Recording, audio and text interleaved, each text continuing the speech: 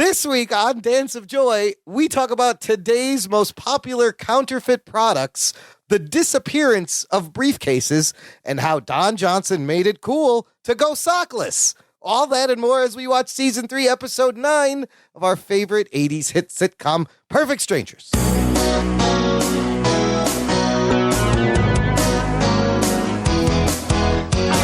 Hello, cousin listener. How's it going? Thank you for pressing play and welcome to Dance of Joy, a Perfect Strangers rewatch podcast. The only Perfect Strangers rewatch podcast I should know. I checked online.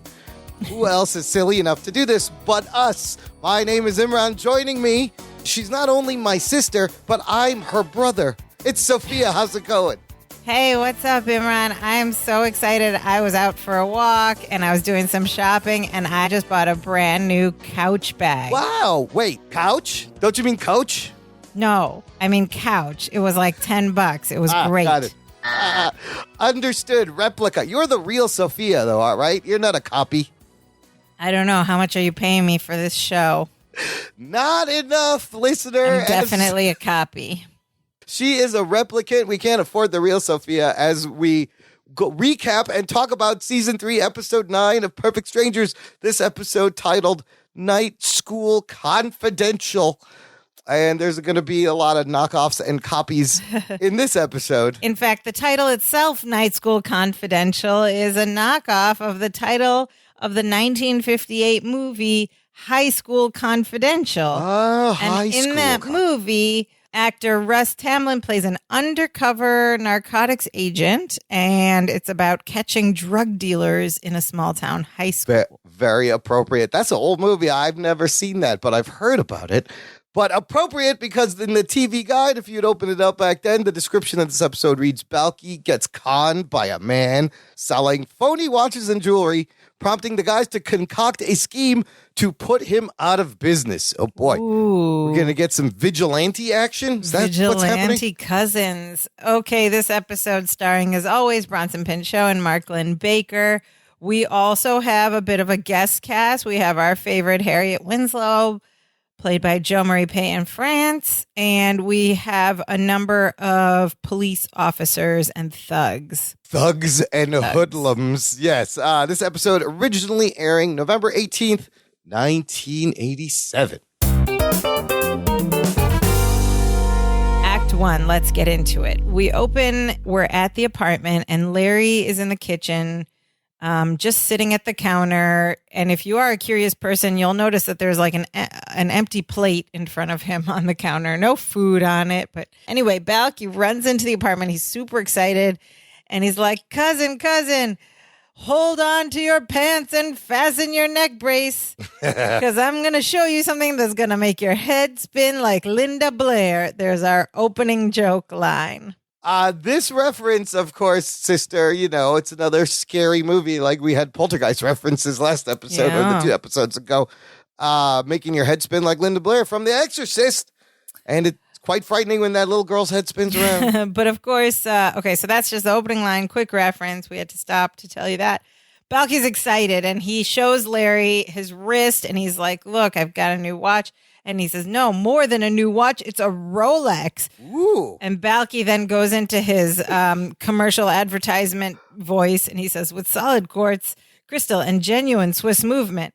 And then he goes back to Balky. He's like, and if you look at it in a certain light, you can see up your nose. These are the things that Balky finds exciting. Notices. He could use it to trim his nose hair. But Larry, of course, being sensible, goes, Balky, Rolexes are very expensive. And then Balky has this great line, well, I guess I really stepped in something good this time. I love that line. And Larry's like, let me see the Rolex. And Balky's like, no. He goes, why not? I don't think so. And he goes, why not? And then Balky goes, well, why look at my watch when you can look at your very own watch? And he goes into game show mode, pulls out a second watch out of a Ziploc bag that it came in. He goes, yes, cousin Larry Appleton, your very own watch. Tell us about it, Balky. Well, Balky, it's a Rolex with solid quartz crystal, genuine Swiss movement, automatic day and date display, Then he goes real fast, like in the promotional consideration by Bartakamos and Meatballs. And then he goes, back to you, cousin, as he hands Larry the watch. Super funny game show bit. So Larry takes the watch, he pulls it out of the bag, he examines it, and he's like, well, what do you know? It is a Rolex, but then when he starts to wind the watch, the pin comes out, the winding pin comes out in his hand, and then he fiddles with it more, and all these little places start falling. How do we know they're falling? Because they're making tinking sounds as they hit the empty plate, which was conveniently just sitting in front of Larry. So the plate is catching all these pieces. We hear the sound. It's an extra effect of to hammer down the point that this watch is just falling apart, and we hear all the pieces hit the plate. Larry goes, is this a kid? Because where did you buy this? And Balky explains that he bought it from Leon. And who is Leon? Leon is a guy at his night school who is known as the Human Discount Department Store. With the slogan, all of the merchandise, none of the parking problems. And Balky tells Larry that he met Leon in the hall after his night school classes. And Larry's like, I bet he gave you a good deal, right? And Balky goes, well, you could say that again. He let me have it for $38.95. Wow, $38.95. Let's have some context on how much that is for a Rolex. I had to look up. I was like, okay, wait a minute. This obviously it's cheap, $40, but I wanted to know how much Rolexes were in 1987. I looked up some prices. In 1987, Rolex's average went for about $1,000. All right. Today, you look it up, the low end average is like $5,000 to $7,000, to which I say, how can you put all this money on your wrist where it can get broken and stolen easily? Why? Crazy. Why would you even want to carry that much money around? Because then now people know you have money and now you're a mark. You're a target. Right. It's insane, the price of these watches, though. I never understood why people pay that much for bags or watches or any other kind of superficial status symbol. You paid $90,000 for a bag. What do you got left to put in the bag? There's understand. A quality question, right? Like I would pay for quality that would last, but not extravagant prices for just flashiness. Absolutely. So let's clue the listener in. Just before this, you had told me about the Birkin bag, apparently from Gilmore Girls, and I quickly looked it up. Gilmore Girls the bag is not from Gilmore Girls. That's how I know the reference. Okay, so because I don't buy fancy bags. So average price $95,000. But what you just said, at what point is that you can't make a bag better? After maybe like a couple of grand, the bag isn't. You can't any more construction. Does this thing make coffee and get internet and if drive I you around? paid $95,000 for a Birkin bag, I would have nothing to put in the bag. Not a credit card that's active. I would have to live in the bag. Cash, you can buy not any house cash. For the price of the bag. Yeah, it's ridiculous. Wow. Anyways. Back to the scene. So next we have a very funny gag that repeats every now and then. Larry goes into Larry explaining mode, and he says to Balky, Leon is a crook. These watches are counterfeit. You've been ripped off. And then Balky looks at him and says, wait a minute. Are you saying that Leon is a crook and these watches are counterfeit and that I've been ripped off? And Larry says, yes. And then Balky goes, what's your point? And then Larry's like, okay, we're going to go down to the police. We're going to report Leon to the police. He asks Balky if he bought any more watches from him. And Balky's like, no, don't be ridiculous. But I did buy Marianne this priceless pearl necklace, which he pulls out of the bag and it falls apart into the plate. Instantly, Leon had told him that necklace used to belong to Elvis Presley. Of course it did. And there we get the end of Act 1. A nice little quick setup of what the problem is going to be. Balky's dealing with Leon at night school and his counterfeit. Getting ripped off. Listener, join our conversation. You can have your comments about each episode featured if you join our Facebook group, where I post a thread about the episode we are recording that week-ish. Our schedule's all crazy. We're still trying to stay ahead. We are ahead. So that way we can share your observations, questions, comments, episode by episode on the Facebook group, Dance of Joy Podcast Facebook group. Link in the show notes or on our website. You know what to do. Act 2. The next day, we are now at the Chronicle in the basement where Balky and Larry work, and they are upset because they have gone to the police department and nothing came of it. It was a waste of time. And Harriet happens to be coming by, and she asks them what the problem is. And they explain to her that a scam artist sold Balky phony watches and a necklace, and so they went to the police, and they were no help, and they're upset. And Balky says, the police said, don't call us, we'll call us. Which is a funny thing. He screws up, don't call us, we'll call you. Yeah. He's like, don't call us, we'll call us. And this next bit is great. And we learn a little bit about Harriet, because Larry is just complaining. He goes, the police department is incompetent, inefficient, and stinks on ice. Stinks on ice is such a funny burn. Like that's so like it's so 50s. So 80s. Oh, 50s. Yeah. I think it's even 80s. Older. So stinks like you smell on ice. I don't even know what that means. That's how rotten you are.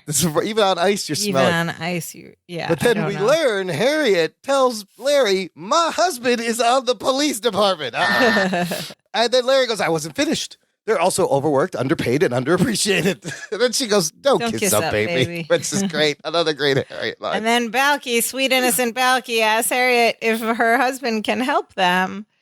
And Harriet says that he could, but he's in homicide. And then Balky says, well, when he gets back, can he give us a call?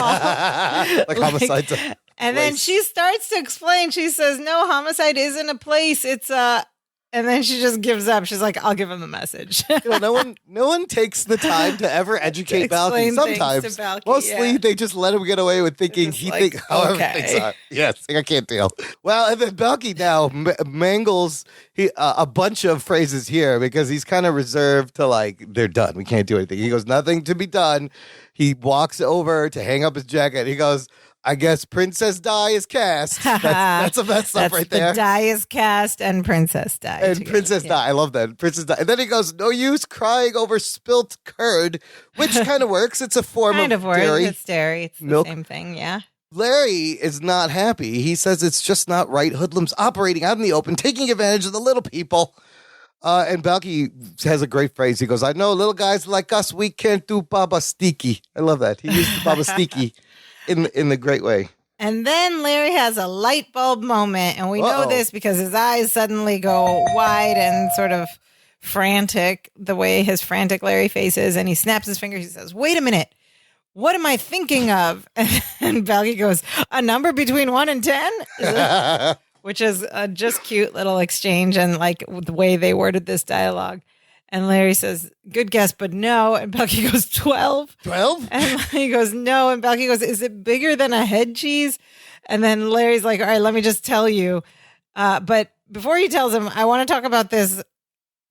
What's a head cheese? Head cheese is a type of cheese that is Dutch and, it's really nasty. It's like cold cut terrine, or it's not cheese. It's a meat jelly. It's a meat jelly. Okay, made so with flesh I know what this from is. the head or a calf of pig, typically. This is like the Russian chaladiets. I know. Yeah. I just never knew it's the a meat English jelly. Yeah, this is common in Europe. I just never knew what we called it in English. Have you tried? But also, this what jelly? is the phrase? Yes, I have. It's good. The phrase is it bigger than a bread box? When you're playing 20 questions, it's like so he just put question. In head cheese. Well. Also, the word head, is it bigger than your head? Head cheese is pretty big. It looks pretty big. Oh, bigger than your head. Okay, bigger than a head cheese. It doesn't look tasty. I'm going to be honest. Some of these references even confuse us listeners. Yeah, but we'll get there. Okay, so then Larry's like, never mind, I'm just going to tell you. And he says that he has realized that they work for the most powerful newspaper in the city. And of course, there's something they can do to uncover a measly scam artist. And Balky's so confused. He's like, that's what you were thinking? How is someone supposed to guess that? Taking everything literally. But Larry goes, look, I'm a reporter. We can expose Leon. We can infiltrate the operation and put the crooks out of business. And Balky goes, let me get this straight. You and I, two complete amateurs, are going to go down and fool people who make their living fooling people. Larry goes, right. And Balky goes, I don't think so. Balky is so sensible in this moment. He gets it. He gets it. He's not trying until Larry walks over to him. He goes, come on, Balky. we can do this.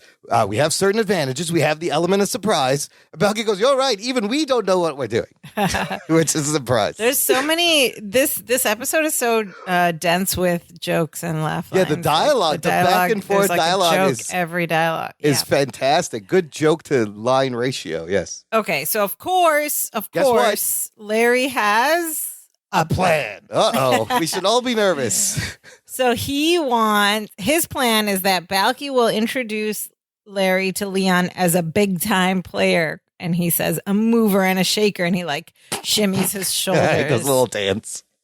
Which is apparently the signal for mover the way a mover and a shaker behaves with his shoulders.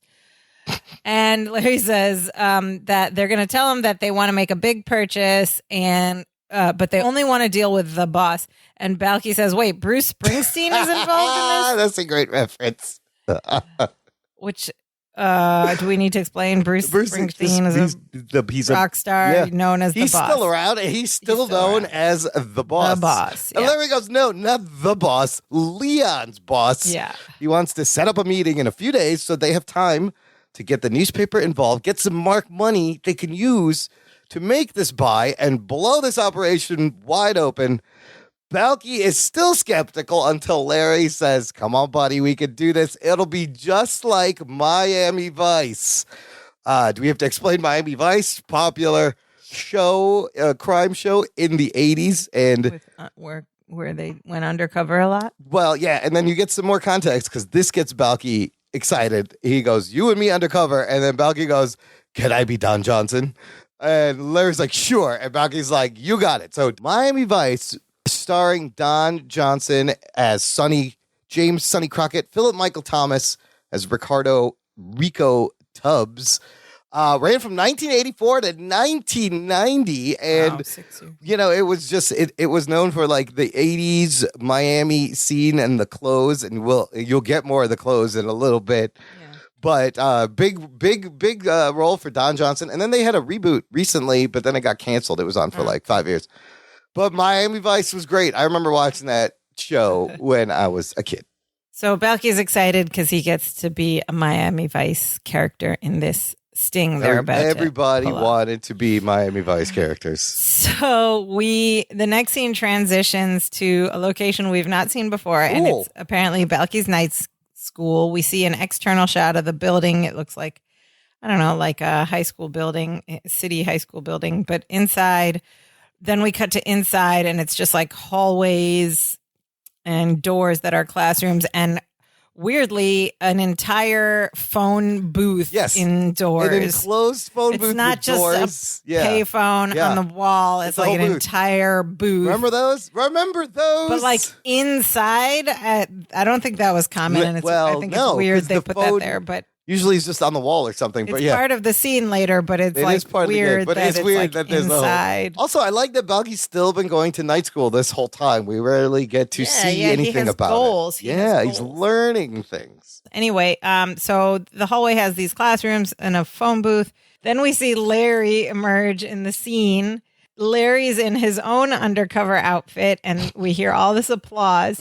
And let's describe his outfit a little bit. He's got like a dirty like t-shirt, it's like a denim t-shirt, like tie-dyed or something, and then badly. A denim vest that's like cut off sleeves. Yeah, he's in jeans. Finally, age appropriately in jeans. He's got dark sunglasses. He's got these boots. He's got a bandana around his head and another one like a military camouflage bandana around his head. And one tied around his leg. Oh, just like Punky Brewster. Just like Punky Brewster of the same era. Always had a bandana tied around her leg.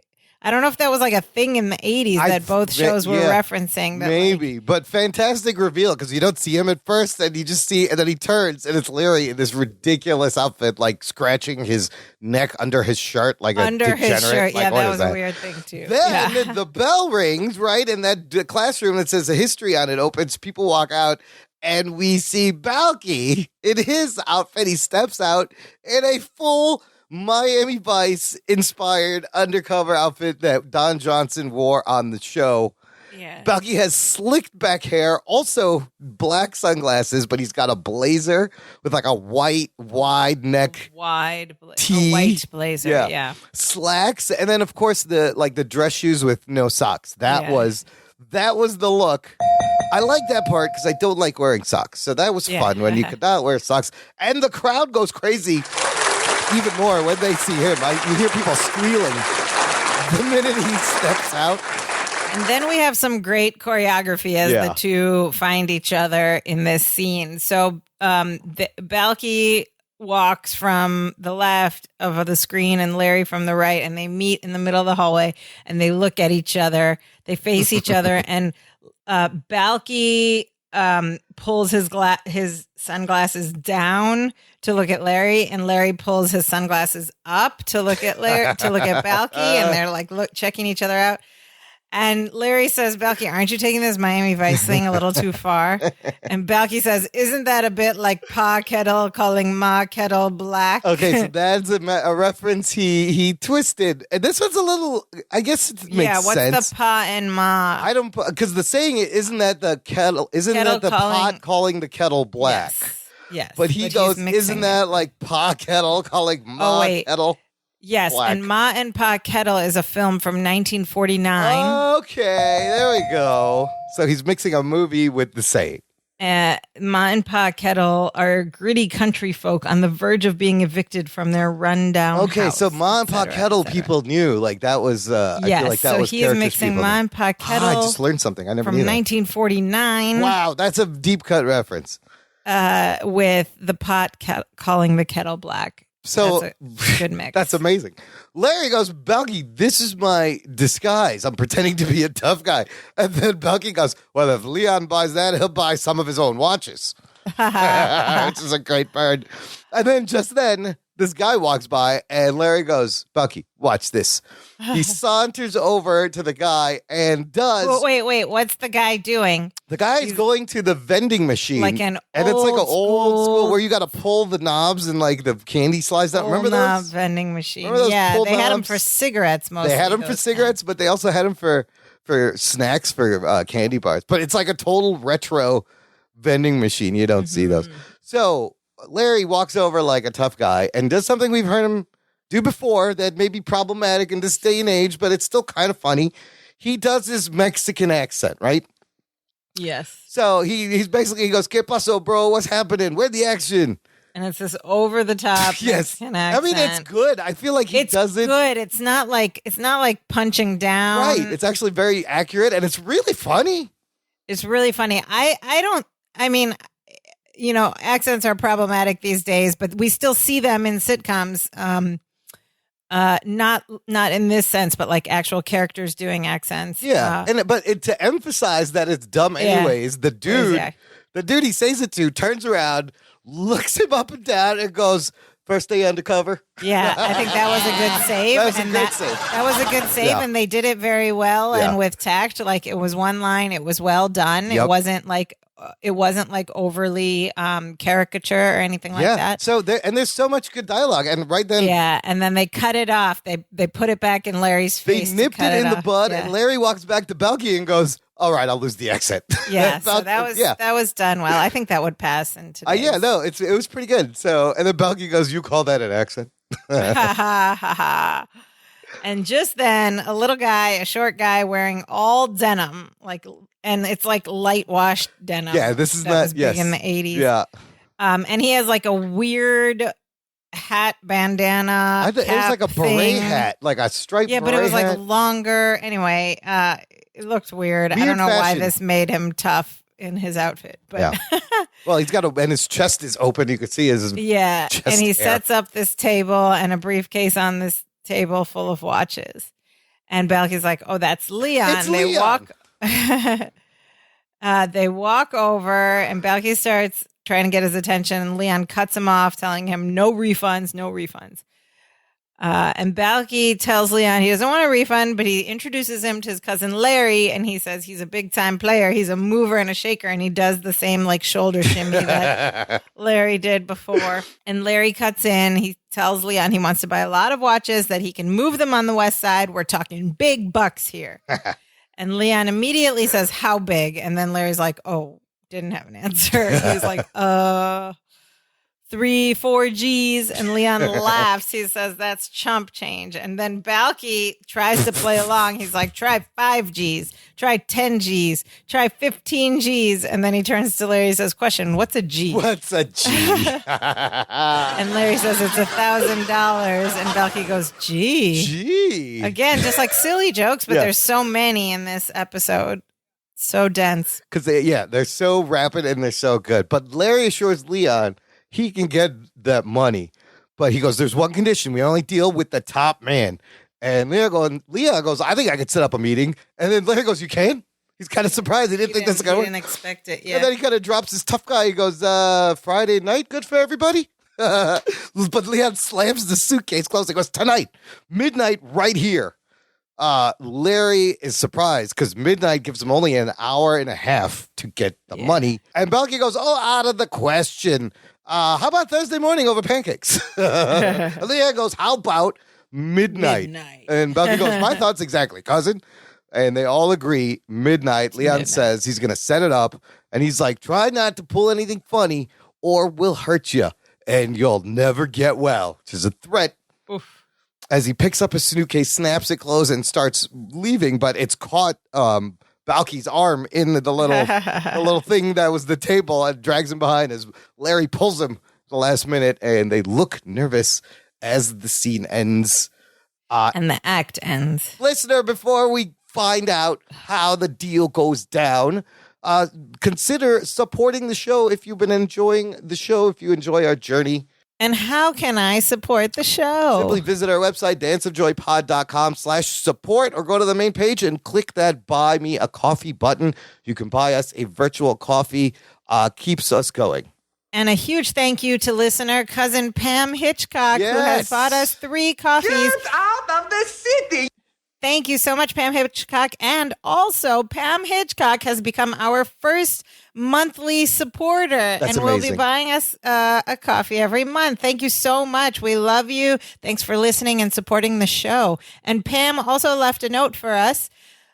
She says, I love the show and different segments in it. I'm a big fan of Perfect Strangers, and you guys are doing it proud. Aww. Oh, thank you so much.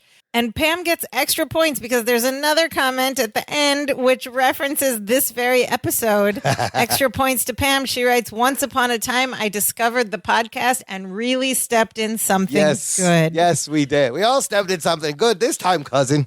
Yes. Thank you, Pam Hitchcock. Be like Pam. Visit our website. Support the show, and it keeps the show going.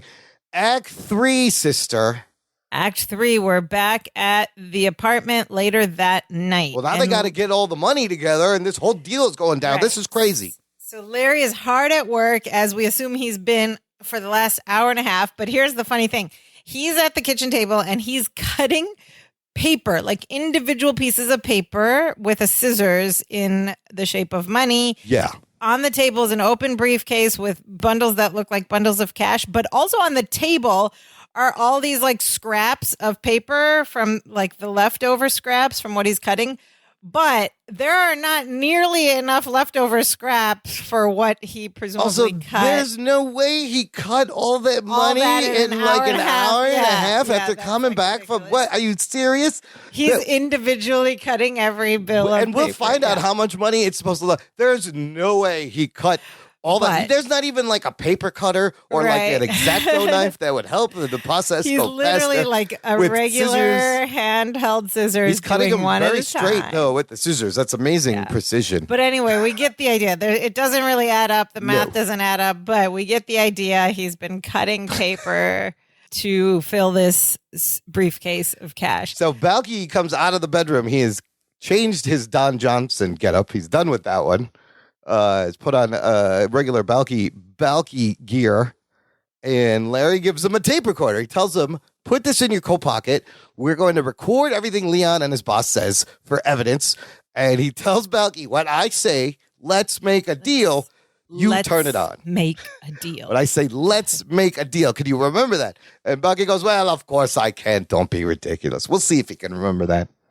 And so then Larry hands Belky a cassette tape. We might have to explain all of this stuff. This is Oh my God, the tape recorder, handheld tape recorder, and cassette the tape recorder he gives Belky is enormous. It's bigger than our phones are right now. It's like a big chunk. It's like an old Walkman style. No, but like news reporters, writers used to use that all the time for interviews. With cassettes in it. Now we have digital little tiny recorders. Yeah. But well, now you just use your phone and put it on the thing, and or it's you fine. put your phone you on. don't need it. And then a cassette is tape analog media in a spool that runs through the tape recorder.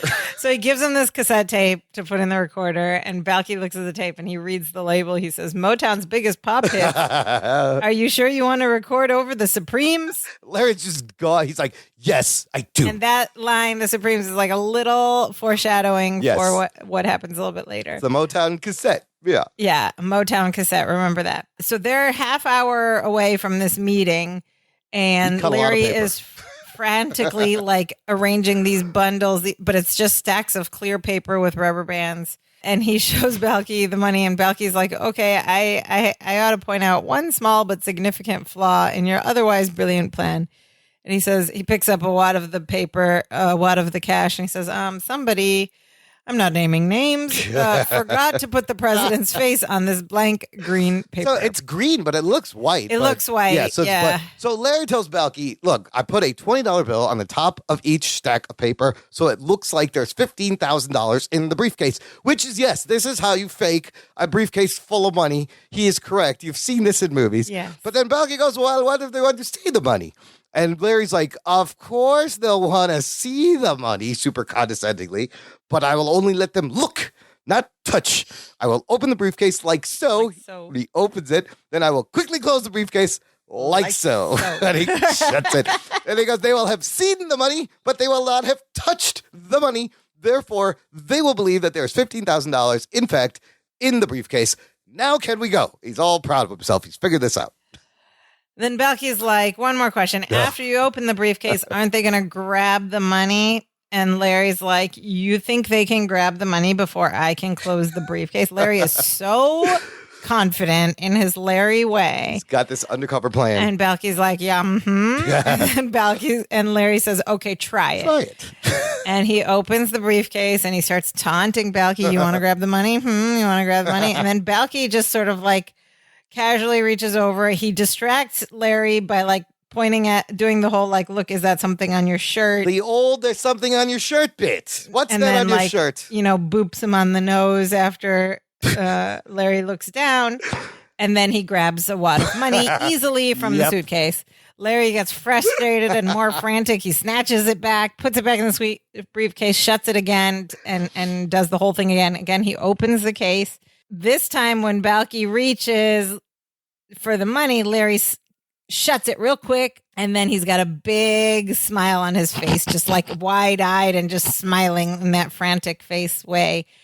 And then Balky pulls up his other hand with a wad of cash. He actually got it. So good. It was off screen. It was off screen the whole time. They filmed it like in this way where like Balky goes in with his left hand and then the money is in his right hand. Yeah, for the briefcase, and then he pulls up his right hand and he has this wad of cash. I love that funny. smile to the bug-eyed, shocked look is so funny. And then Larry finally goes, "Okay, smart guy, you got a better idea." And Balky goes, "Well, of course I do. Don't be ridiculous." Larry's like, "Oh, you do? I do. You do. I do. Well, what is it?" I have no idea. I'm sure there is one. And Larry's like, if there were, the Miami Vice writers would have thought of it long ago. Now, can we leave? We have hoodlums waiting. As Larry lifts the briefcase, but then it pops open and all the money falls out and he's got to put it back in. So we transition to the next scene, which is back in the night school hallway where the same night school hallway with the phone booth and everything.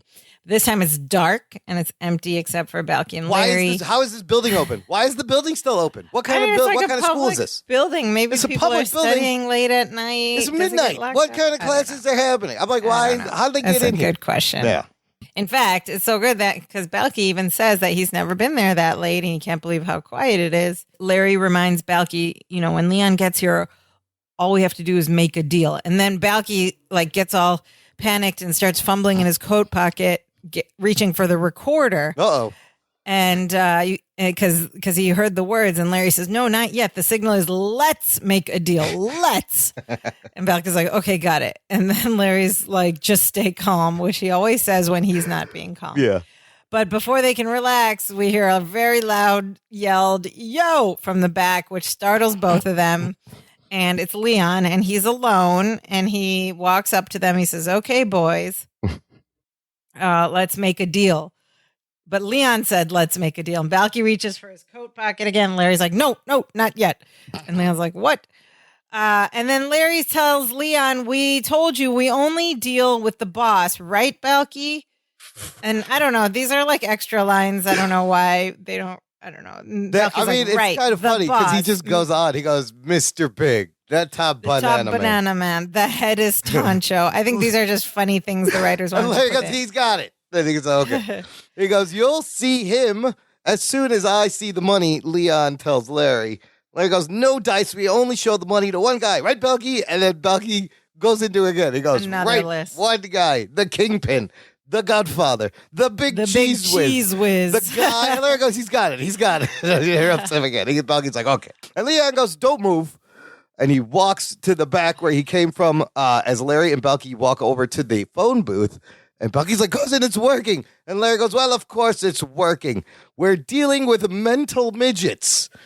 Okay, so he uses this word midget. Let's talk about this in a second. But as he says this, 3 huge men walk out with Leon and stand before them. Enormous. And Balky's like, these mental midgets have gigantic bodies. And they're both like looking up, literally.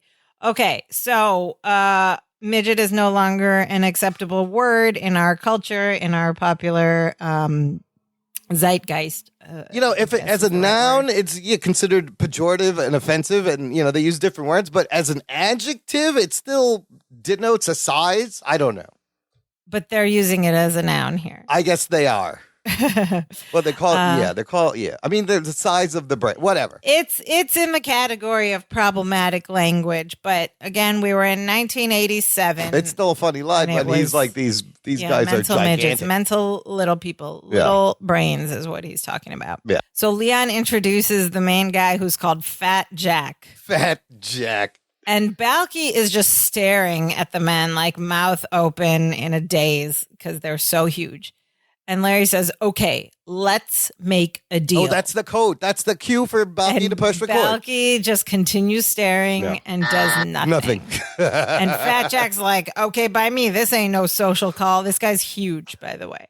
And then Larry looks at Balky again and he said, I said, let's make a deal. And Balky's still staring, doesn't react. And Fat Jack's like, I heard you. I'm pathological. I'm not deaf. And Larry says, let's make a deal, right to Balky. And Balky kind of turns toward Larry and is like, fine by me, cousin. I want to get the heck out of here, but doesn't hear the cue again still.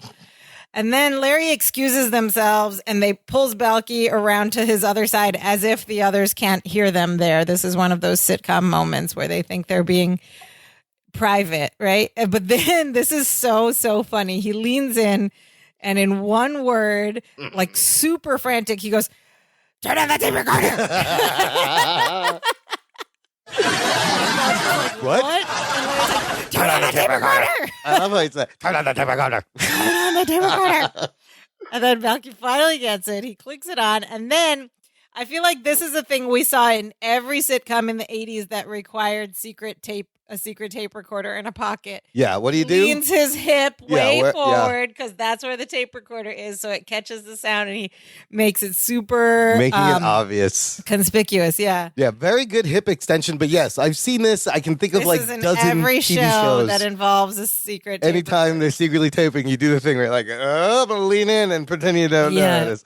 So Fat Jack says to Larry, you're the big player, huh? Let's see the money. Larry says the money. And he's trying to get this on tape. He goes, you mean the $15,000 I'm giving you for the counterfeit watches? And Balky leans in and adds, the watches that you sell on the black carpet? Which he gets, that's a messed up reference. Black market. That is black market and red carpet combined. And red carpet. Oh, I like that. Yeah, black carpet. Although, what kind of event happens with a black carpet? That's be interesting. That's why it's funny. So Fat Jack is like getting frustrated and he's like, who are these guys? And he asks Leon, who are these clowns? And he says, let's see the money. And Balky holds out his arms like as a little tray. Larry sets the briefcase on Balky's arms and he opens the lid. Fat Jack reaches for the money and Larry slams the lid shut and pulls back the briefcase. And then Larry's like so confident. He's like smiling that he pulled it off, and Balky's smiling. And the audience is like, well done. Yeah. Well done. It worked. And then Fat Jack's like, open that up. And Larry's like, oh, it's locked. And oh, darn, I forgot the combination, thinking that's going to work. But Fat Jack simply grabs the briefcase and rips it open from the hinge side with his bare hands. Like, just pulls the whole thing apart. That's like the strongman competition where they rip the phone book in half. Yeah, and then all the fake money packets fall out on the floor. And Fat Jack picks one up, and then Larry just like has a mouth vomit when he says, "Oh goodness gracious, that's just paper." Uh-oh. And then Fat Jack's like, "You guys are dead," and he throws the wad of paper down on the floor, and all of the hoodlums, there's like 4 of them in the gang, they start like advancing on Larry and Balky. And Balky and Larry are like backing up against this wall a little bit. And then finally Balky puts his hand into his pocket where the tape recorder is, and he thrusts it forward at them as if he's holding a like that whole like fake gun inside type of thing. And he holds up his pocket and he goes, hold it right there. I'm packing a heater. This is a pretty good idea by Balky on the spot there. Packing a heater. And Larry goes, what? A heater? Which is the wrong, the phrase would be I'm packing heat. I'm packing heat, but he says a heater. And Larry goes, a heater. He goes, a rod. Larry goes, what? A piece. Larry's like, a gun. Balky says. And then Larry gets it and plays along. He goes, okay, everybody up against the wall. Move it. And the hoodlums have their hands up and they put their hands down. And Leon is like, you're bluffing. And they start to charge again. And Balky's like, don't tempt me. And then they step back, put their hands up again. And then Balky goes, I've got a scratchy trigger finger. Which is meant to be an itchy trigger finger. Well, I mean, you got to scratch an itch, itchy, scratchy. Itchy, same thing, yep. So he's motioning with them like he has a gun. And you hear a click. And then you hear the song Baby Love by the Supremes. Baby love, my baby really love. As he tries to frantically turn it off, and it turns off. And the thugs are confused. And Fat Jack's like, what was that? And Leon's like, ain't no mountain high enough. That's the wrong song, Leon. And Fat Jack's like, no, it sounded more like Love Child. Also, and finally, the wrong song. Finally, the only black man in this group of thugs yells, what's wrong with you people? That's Baby Love. Balky goes, you guys ought to brush up on your Motown. How do they not know Baby Love by the Supremes? Come on. I don't know. It's easy. I mean, they said Baby Love when they played we had a conversation about this one black guy in the group knowing the song and whether that was problematic, but I think it's really a dig at the white thugs. Yeah, there's for like not 3 knowing white Motown. dudes and one black guy. But that's what's funny. You guys like, what's wrong with you people? You gotta know Motown. So yeah, the white guys are not cultured and they think it's something else. Anyway, all these thugs start chasing Balky and Larry around this inside space of this set, and eventually Balky and Larry go into the phone booth. Oh, that's why it's there. How convenient. They run into the phone booth and close the phone booth door, like that little sliding door, like folding door thing. Balky's like holding the door shut. The thugs are outside. Larry picks up the receiver and starts dialing frantically, saying 911, 911, Say it out loud. That doesn't dial the phone, Larry. But then Fat Jack just calmly steps around to the side of the phone booth, smashes the glass with his hand, grabs the receiver, and pulls it out with the cord, at which point Balky sticks his head out. Pulls the cord off from the phone. The phone and the cord come off the base, and Balky sticks his head out, and I noticed there was a lot of sharp glass. Yeah, very and I was like, close to be neck. careful, Bronson. What are you doing? Yeah, He could have got cut. He sticks his head out. He goes, well, now you've done it.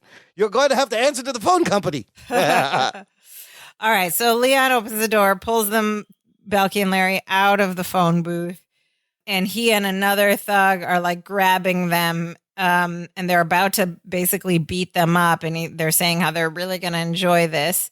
And they're about to beat them up. But at that point, the one black guy, the one black thug, pulls out a gun and a badge. Oh, my God.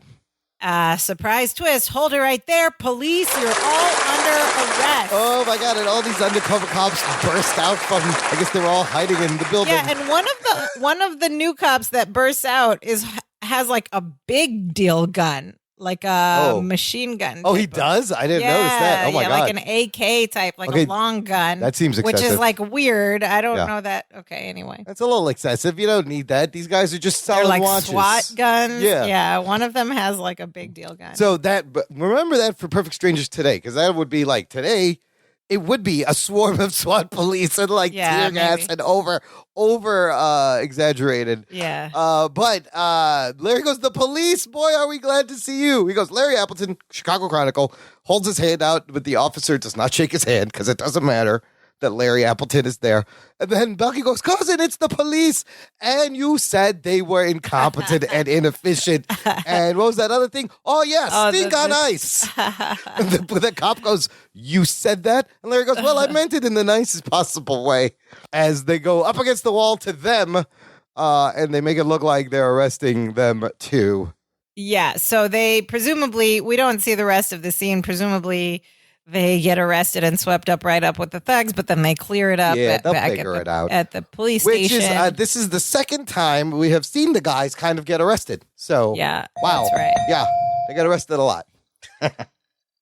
They do get Remember arrested Cagney a lot, and Lacey arrested them last time. The Cagney and Lacey duo. But somehow they get out of it. Anyway, okay, so then we cut to the next scene and we're back at the apartment and Larry and Belky are at the dinner table looking at the latest Chicago Chronicle and they're reading from the article. In a pre-dawn undercover operation, the police, aided by this reporter and Chronicle employee Belky Bartakamus, arrested 3 men and seized a large quantity of counterfeit watches and other bogus jewelry. And Larry is over the moon. He says, Belky, they gave me a byline. And Belky says, yes, and they put your name on it. I love that joke. Which is a byline. I do that joke all the time where you just like repeat the thing and the obvious thing. It's such a funny joke. Yes. And then Belky mangles another phrase here. He goes, so cousin, all's well that ends. And then he just stops there. And Larry says, well. And then Belky goes, well, what? And Larry says, all's well that ends well. And Belky goes, I just said that. And Larry tries to explain it, but Belky cuts him off. And he goes, cousin, I'm trying to pay you a compliment. You're going to be one heck of a reporter if you live long enough. That's a Shakespeare quote, all's well that ends well. Yes. But there's a lot of wells, so he just left the one well off. Well, what? And Larry says, well, I couldn't have done it without you. We make a good team, don't we? And then we have one final joke. Yeah. Is this lesson time There's right no here? lesson time explicit per se here. Okay. It's just a So wrap then up. there's one final joke at the end where Larry says, just like Woodward and Bernstein. And Belky gets very excited. He says, really? I love Woodward and Bernstein. Which one am I? Joanne Woodward or Leonard Bernstein? Oh, okay. boy. So do we need to break this down? Larry's reference are to the reporters, Woodward and Bernstein. The Watergate guys. They Who busted famously open took down the Watergate scandal. Belky is confusing their names with Joanne Woodward, who is a Hollywood actress, and Leonard Bernstein, great Who's a American composer. composer. I love Leonard Bernstein. So this is kind of a sophisticated mix-up too here. Yeah, very. And then they just leave you with that, Yeah. with that thinker. And roll credits. Wow, fun episode, listener. Before we give you our thoughts, I want to mention you can buy swag from us if you enjoy the show and you want to show the world. You listen to the Dance of Joy podcast. Visit our TeePublic shop, danceofjoypod.com/shop. There's links in the show notes. I ordered a shirt for myself and it came in. And it's really nice. I just wanted I wanted it to look like the logo. So it's like Yeah, the blue, I got the blue one too. The pink. But there's face masks, tumblers, tote bags, travel mugs, lots of fun stuff with the logo, pillows you can get. Buy something, send us a photo. We will share it and make you famous. We will indeed. So Larry gets his first byline in the Chicago Chronicle. Good for him. Great episode with lots of great lines, great snappy patter. I think the writing was so good in this. There's so many like Balkyisms and little wordplay things, and it's so dense with little laugh points related to those great wordplays. Rhythm. One interesting fact is we do hear Harriet talk about her husband for the first time. Yes. Which we know end up will be Carl Winslow from Family Matters. Family Matters. But she says in this one he works in the homicide division. I thought Carl was just like a beat cop. I thought he was just a regular cop. But maybe they rotate. Yeah. Also interesting to note, Reginald Vell Johnson, who plays Carl Winslow, played a cop in Die Hard famously. He's like a big part of the movie. That movie came out in 1988. And then, like, I think he gets Family Matters later. So I'll always remember him from Die Hard. Yeah. But he'll also show up on this show. Oh, he does? Oh, yeah, he does. Yeah. Later, before Family Matters kicks off. We got a lot of Balky-isms, running gags. Like we said, chock full. We'll break them down. But what we didn't get, Sophia, is a Dimitri appearance. No Dimitri. I looked and looked and looked. We only about half this episode was in the apartment, but I'm always on the lookout. If we see Dimitri in the background, I don't believe we did. No, well, you know what? We're going to make our own Dimitri appearance with the help of our friend Dimitri Sheep on Instagram. Now, I know you've gotten into contact with Dimitri Sheep, and we kind of know who it is. Sophia, who is it? It is Dimitri the Sheep. It's actually Dimitri the Sheep. This person I've been chatting with Dimitri Sheep, and it turns out Dimitri Sheep is actually just Dimitri the Sheep. Listen, Dimitri Sheep, you're committed to the bit. I love it. It's amazing. Yes. We're going to stay committed. This is actual Dimitri Sheep, who references that he has a human to help them listen to the show and whatnot. Yes. But you want to describe the Dimitri Sheep post for this episode, Night School Confidential. Dimitri Sheep post for this episode is very, very on point. Dimitri the Sheep has a blue bandana tied around his head in the same style, like folded up like Larry's bandana on the show. Also, Dimitri's at this table with a pair of scissors, a couple bills of actual cash, $20 bills, and a lot of paper scraps and like cut up pieces of paper. It's so good. It's perfect. It's just perfect. Also, in some parts of the country where there's gang activity, he would be considered a Crip because he's wearing he's wearing a blue bandana. Not blood. He would be a Crip. Don't ask me how I know that. I watched a lot of the movies in the late 80s from the 90s from South Central LA, but I know that much from rap music.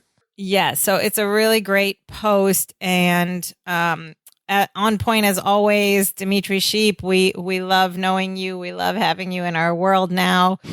What you're doing is beautiful. Even the location, they put in custom location. It says Chicago High School for the location. Yeah. All the details are perfect. One. It's so good. So at Dimitri Sheep, follow that one Instagram account. That's one of two you should follow if you like the show. We'll get to the other one. But Balkyisms, so many, sister. All right, let's do them real quick. Cousin, hold on to your pants and fasten your neck brace. Neck brace. Don't call us. We'll call us. The Princess Di is cast. That's great. No use crying over spilt curd. Isn't that a bit like Pa Kettle calling Ma Kettle black? We figured that one out. That one is so complex and beautiful. We figured it out. It's great. The top banana man, the head is honcho. The big cheese whiz. The watches that are sold on the black carpet. A peck and a heater. It's great now that I think about it. Scratchy trigger finger. And then the Shakespeare. All's well that ends. Don't be ridiculous, said a whopping 3 times. Of course I have. Don't be ridiculous. This episode has everything, and it has the great line, I guess I really stepped in something good this time. We got a reference to some Baba Sticky as like a bad thing. We got an I don't think so. Let me get this straight. We also got a question. And then, you can say that again. We got one of those. Almost everything. All these so classics. Yeah. We also have a couple like running broader gags. Balky repeating word for word what Larry has said to understand Let it. me get this straight. And then like, wait a minute. And then he just repeats it. And then Balky, I was saying, I have a plan. Do you? And he doesn't have a plan. I do. He did that in the Avalanche too. He goes, what is it? Right. I don't know. Yeah. So a lot of classics, a lot of recurring gags. That's why we love this episode so much. And also just so many fun word plays and fun premise. Now we're at the segment of our show called Perfect Strangers Today, in which we talk about if this episode were happening today, how would things be different? And we already mentioned a couple potentially problematic things for today's time, the Mexican accent, the one black guy knowing Motown. Well, there'd be no phone booth, so you couldn't do the phone booth gag. The phone booth gag would be out. Where would they hide when running around this night school? In fact, night school would be all online in the first It'd be place. like University of Phoenix. I'm going to University of Phoenix. And maybe even the counterfeit products Balky would fall for and buy would be from like an online thing or like a Nigerian prince or something. There's the email. Maybe it's an email scam. They still, so counterfeit products still a huge black market. Even today, like you would buy it off like Facebook Marketplace from like a neighbor or something. Yeah, but it's not counterfeit en masse. Like if you still go to New York and certain parts of the city, you still have the guys like with a towel on the ground and a bunch of counterfeit items and bags right there, and you think you're getting a deal. I did look up. But does anyone think those things are real anymore? I don't think you do. You know you're getting bootlegs. You know you're getting, it's like, Couch. Right. That's not a brand. But as of 2018, here is the breakdown of counterfeit things. 18% of all counterfeit products season 2018 were apparel and accessories. So clothes is still the top counterfeit thing. 14% the next top, footwear. A lot of counterfeit shoes out there. So that could have been that was the story. It's like that's like for sneakerheads. Yeah, like getting the new Jordan, counterfeit Jordans. I don't do any of that. Watches and jewelry, number 3, 13%. Still, look, Rolexes, we said they're still $5,000. Yeah. So handbags are closely following that at 11%. Consumer electronics, then 10%. Consumer products. I thought that would be higher, like knock off iPhones or whatever.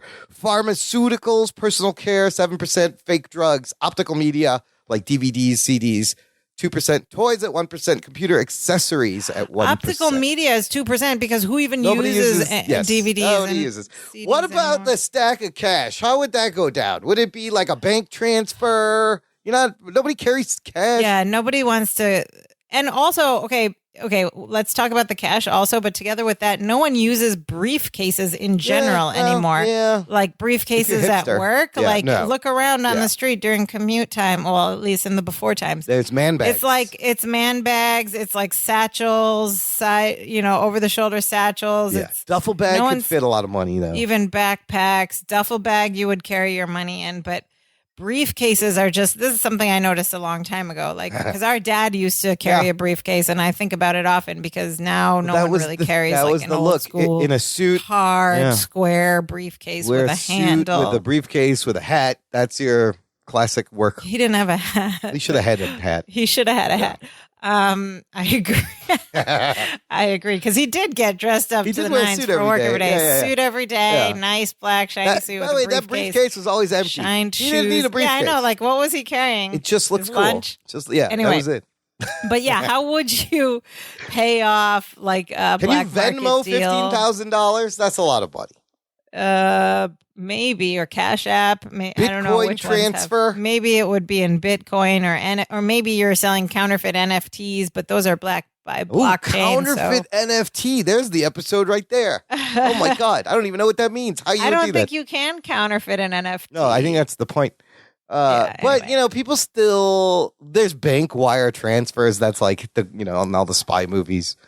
That they take them hostage. And there's still like the big scams these days are like kind of unbelievable. Like it's like fake universities that some people send like thousands and thousands of dollars to for like a fake certificate or something. How do people, I don't know. No, the scams are also on your landline. Like at our mother's house, she's had a landline, the same phone number for like 30 years, right?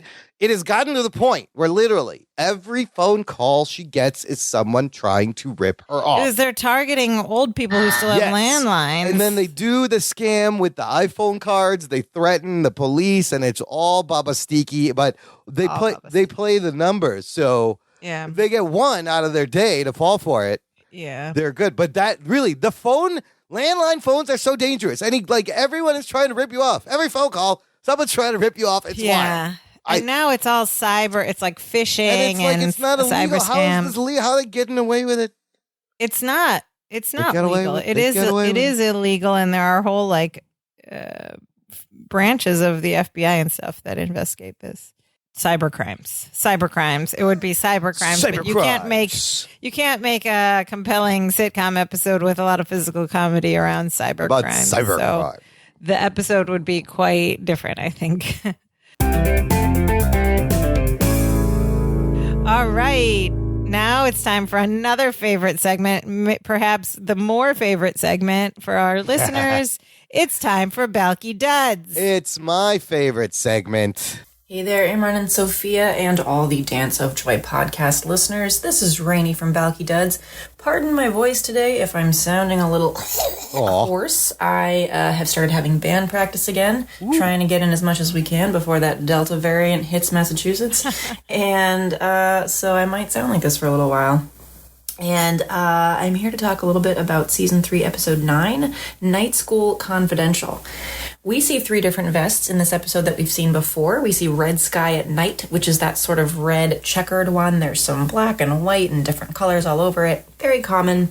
We see Camp Anti-Gravity, which, as we know, has become a fan favorite and a staple. Yep. All throughout Seasons 2 and 3. And we've got Godiva, which is the kind of black or very, very, very dark brown one. Yep. With this sort of goldish brown large flowers on it. It makes me think of Godiva chocolate. I was going to say, I was able to identify all the vests. I was like, oh, I know that one. Yeah. And I know that one.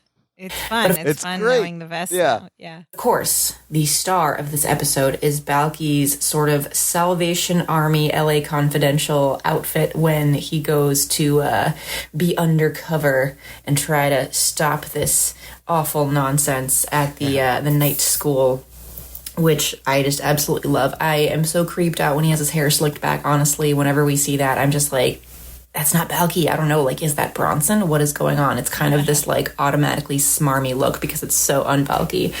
And I absolutely cannot leave out honorable mention or possibly even rivaling Balky's outfit at this point.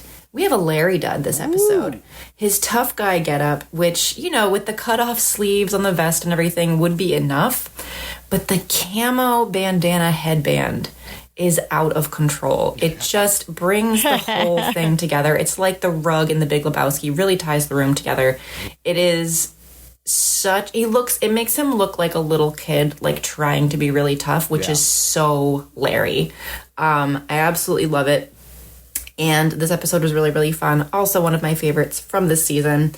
And that's it for this week, but I think it was a good one. As always, you can find me on Instagram at BalkyDuds. And if you'd like to find out why my voice sounds like this, you're also welcome to check out my band's new website, saplingband.com. See you later, guys.